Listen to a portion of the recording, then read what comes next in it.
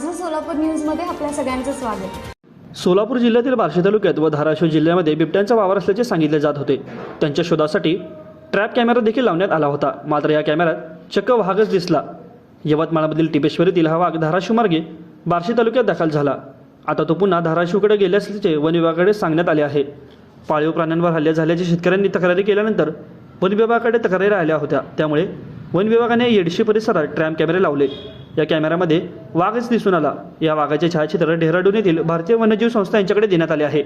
त्यांच्याकडे देशातील वाघांची माहिती असून पडताळणी केली असता बार्शी तालुक्यात आलेला वाघ हा मूळ यवतमाळ तालुक्यातील टिपेश्वर असल्याचे सांगितले आहे। टिपेश्वर अभयारण्यातील T22 या वाघिणीपासून 2022 मध्ये या वाघाचा जन्म झाला होता। हा वाघ 2 वर्षाचा असून तो तरुण झाला आहे व आपल्या स्वतःच्या प्रदेश शोधण्यासाठी व मादीच्या शोधात तो फिरत असत बार्शी तालुक्यात पोहोचला। वाघ दिवसात 30 ते 40 किलोमीटरचा प्रवास करू शकतो। बार्शी तालुक्यात आलेला हा वाघ हा यवतमाळ येथून सुमारे 500 किलोमीटरचे अंतर पार करून सोलापूर जिल्ह्यात दाखल झाला आहे। माझं सोलापूर न्यूज या यूट्यूब चॅनलला सबस्क्राईब करा आणि बेल आयकॉन प्रेस करायला विसरू नका।